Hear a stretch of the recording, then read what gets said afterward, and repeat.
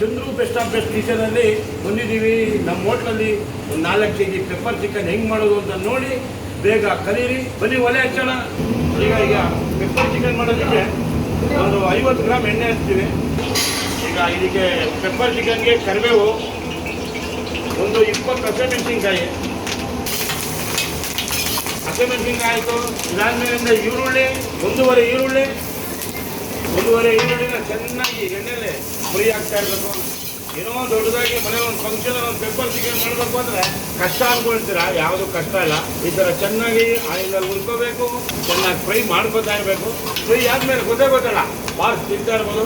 ನಮ್ಮ hotel special pepper chicken. ಈಗ ನೋಡಿ, ಈಗ ಈರುಳ್ಳಿ ಹಾಕಿದ್ವಿ, ಹಸಿಮೆಣಸಿನ್ಕಾಯಿ ಹಾಕಿದ್ವಿ, ಕರಿಬೇವು ಹಾಕಿದ್ವಿ, ಚೆನ್ನಾಗಿ ಫ್ರೈ ಆಗ್ತಾ ಇದೆ. ಈಗ 2 ಟೊಮೊಟೊವನ್ನು ಇದಕ್ಕೆ ಹಾಕ್ಬಿಡೋದು. 2 ಟೊಮೊಟೊ ಚೆನ್ನಾಗಿ ಫ್ರೈ ಆಗುತ್ತೆ. ಯಾವುದು ಚೆನ್ನಾಗಿ ಫ್ರೈ ಆಗಬೇಕು, ಆವಾಗ ಅದರಲ್ಲಿರೋ ರುಚಿ ಎಲ್ಲ ಬರಬೇಕು. ಈಗ ಸ್ವಲ್ಪ ಅಷ್ಟು ಪುಡಿ, 1 ಸ್ಪೂನು, ರುಚಿಗೆ ತಕ್ಕಷ್ಟು ಉಪ್ಪು. ಇವಾಗ ಮಾಡ್ತಾ ಇದ್ದೀವಿ 3.5 kg ಪೆಪ್ಪರ್ ಚಿಕನ್. ನಮ್ಮ ಹೋಟೆಲ್ ಏನಂದರೆ ಖಾಲಿ ಹಾಕ್ತಾ ಇರಬೇಕು, 3 kg 2 kg ಮಾಡ್ತಾ ಇರ್ತೀವಿ. 1 10 kg 20 kg ಮಾಡಲ್ಲ. ರುಚಿಯಾಗಿ ಕೊಡ್ತಾ ಇರಬೇಕು, ಬಿಸಿಯಾಗಿ ಮಾಡ್ತಾ ಇರಬೇಕು ಅಂತ ಈಗ ನಮ್ಮ ಪ್ರೀತಿಯ ವೀಕ್ಷಕರು ತುಂಬ ಜನ ಕೇಳಿದರು, ಸರ್ ಏನು ಸರ್ ದೊಡ್ಡ ಅಡುಗೆ ತೋರಿಸಿ ನಿಮ್ಮ ಹೋಟ್ಲಲ್ಲಿ ಅಂದರು. ಈಗ ಅದಕ್ಕೋಸ್ಕರ ಇವತ್ತು ನಮ್ಮ ಹೋಟ್ಲಿನ ಪೆಪ್ಪರ್ ಚಿಕನ್ನ ತುಂಬ ರುಚಿಯಾಗಿ ಮಾಡೋಣ.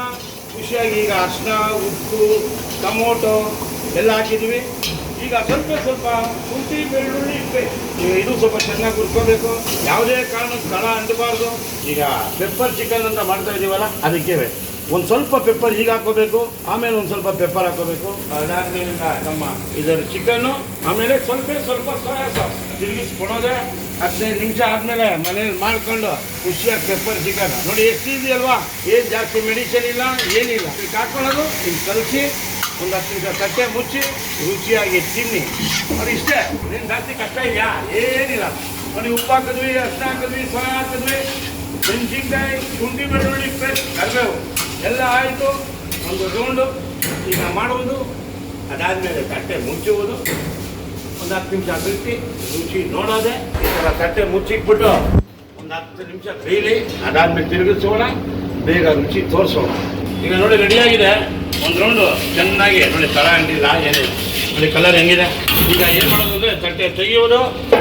ಒಂಚೂರು ಇದಕ್ಕೆ 1.5 ಸ್ಪೂನು ಕಾರ್ನ್ಫ್ಲವರ್ ಹಾಕೋದು, ಸ್ವಲ್ಪ ನೀರು ಹಾಕೋದು. ಈಗೇನೋ ಗೊಜ್ಜು ಬೇಕು ಅಂತೀರಲ್ಲ, ಗೊಜ್ಜು ಬೇಕು ಅಂದರೆ ಈ ಥರ ಕಲಿಸ್ಬೇಕು, ಸ್ವಲ್ಪ ಇದಕ್ಕೆ ಹಾಕಬೇಕು, ರುಚಿಯಾಗಿ ತಿನ್ನಬೇಕು. ಅದು ಹೋಟ್ಲು ಶೈಲಿಯಲ್ಲಿ ನೋಡಿ ಎಷ್ಟು ಬೇಗ ಮಾಡಿದೀವಿ.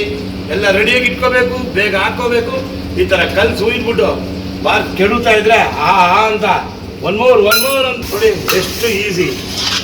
ನೋಡಿ ಗೊಜ್ಜುನೂ ಬಂದು ತಿಂತಾ ಇದೆ, ನನಗೆ ಅನ್ನುತ್ತೆ. ಅದಕ್ಕೋಸ್ಕರ ಮಾಡಿದ್ದೀನಿ. ನಮ್ಮ ಹೋಟೆಲ್ ಶೈಲಿಯ ಪೆಪ್ಪರ್ ಚಿಕನ್ನು 3 kg ಇವಾಗ ಹೆಂಗೆ ಮಾಡಿದ್ದೀವಿ ಆ ಥರ ನೋಡ್ಕೋಬೇಕು. 10 kg ಅಲ್ಲ 50 kg ಬೇಕಾದ್ರೂ ಮಾಡ್ಬೋದು. ಈಗ ಒಂದು ಚೂರು ಕರಿಬೇವನ್ನು, ಹಸೆ ಕರಿಬೇವನ್ನು ಉದುರಿಸ್ಬಿಟ್ರೆ ಆ ರುಚಿ, ಆ ಸ್ವಾದ ಒನ್ ಮೋರ್ ಅನ್ಬೇಕು, ಚಟಾಪಟ ಅಂತ ತಿನ್ನಬೇಕು. ಈಗ ರೆಡಿಯಾಗಿದೆ. ಈಗ ಒಂದು ಪ್ಲೇಟಿಗೆ ಬಗ್ಸೋದು ನೋಡಿ, ರೆಡಿ ಇದೆ. ಯೂಟ್ಯೂಬಲ್ಲಿ ಚಂದ್ರು ಬೆಸ್ಟ್ ಆಫ್ ಬೆಸ್ಟ್ ಕಿಚನಲ್ಲಿ ನೋಡಿ, ಲೈಕ್ ಮಾಡಿ, ಶೇರ್ ಮಾಡಿ, ಸಬ್ಸ್ಕ್ರೈಬ್ ಮಾಡಿ. ನಮಸ್ಕಾರ.